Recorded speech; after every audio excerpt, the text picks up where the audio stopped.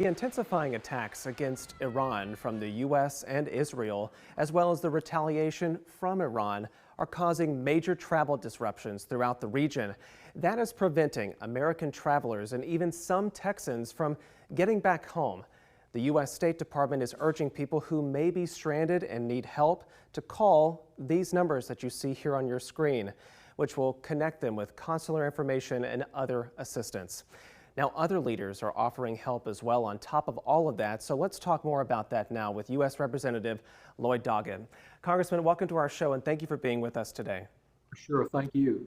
So we understand you were in communication with some who live here in the Austin area and are now stuck abroad. So what can you tell us about their experiences trying to leave? Well, unfortunately, the Trump administration has shown the same indifference to these Americans that are stranded around the world as it did in launching this totally unjustified attack on Iran that's led to the deaths now of 6 of our service members who were left unprotected in Kuwait and 168 people who were killed at a girls' school in Iran along with their teachers. I'm talking with, in our office, about 7 Austin families.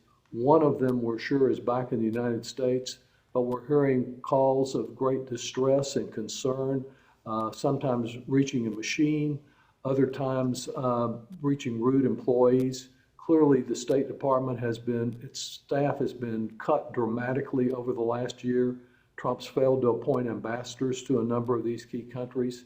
So it's no wonder that with this sudden change that these families are in very stressful situations. The most recent contact we've had is from someone who works in Austin with a green card, properly in our country, providing help in our community. And yet, because he is not a full-fledged American citizen, the State Department is declining to provide him any assistance at all, the same way they are treating other people in his situation. Very legal, very important to our country, and yet they're being totally ignored. That is certainly a path that we'll have to follow after you're detailing about that. But what about the work that might be happening to charter flights from that region? Is there much success with that? Well, that's what we really need. Many of the people that we've talked to, we were asking to get on the list for those charter flights. You know, here we are 4 or 5 days into this conflict, and the administration, the Trump administration, has still refused to indicate how many of those flights it actually has, how many have taken off. It's very difficult to get any information from our office or elsewhere about what it is they're actually doing versus what they claim to be doing. Well, we, of course, will have to continue that conversation about some of those topics at another time, because while we have you, we want to ask you about some other news, particularly something that broke a little bit earlier this afternoon. President Trump announced that Kristi Noem is out as his Homeland Security Secretary. I'm curious about what your thoughts are about that. Well, thanks. That was another shocking revelation of the day. As you know, I've called for her impeachment.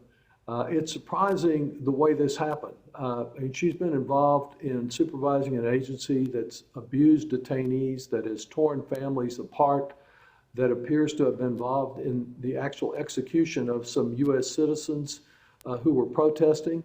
And yet none of that seemed to bother President Trump. What he dismissed her on was because of her testimony this week, in which she tied him to a couple $100 million being spent to promote herself in television ads across the country. I'm glad that she's gone. It's unclear to me whether we will see any change in policy from the senator that he appointed from Oklahoma, who has been someone who I've never seen disagree with anything President Trump has done. So many of the reforms that we need, the reason we are holding the Department of Homeland Security appropriations from approval, is to get real reforms that say to ICE and the Department of Homeland Security, all we're asking is that you act according to the standards of police and sheriff's offices right there in Travis County. It's not a standard that's unreasonable, and yet they're refusing to do that. We'll note that that nominee for Homeland Security Secretary is Senator Markwayne Mullin. Right. While we have you, Congressman, and in these final few moments, you know, your name did not appear on the ballot during Tuesday's primary for the first time in decades, and that's because that you are retiring your seat there in Congress. I'm sure that's a little bit of a pressure off of you watching those results come in, but what are your thoughts about how that all turned out, particularly in the U.S. Senate primary here?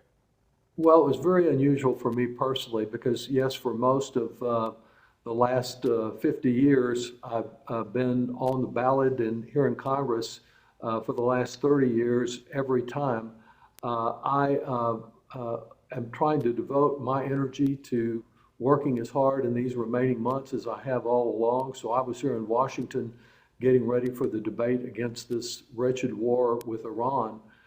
As far as the Senate race is concerned, I'm extremely encouraged by the success of our state representative, James Tallarico. He ran an impressive race.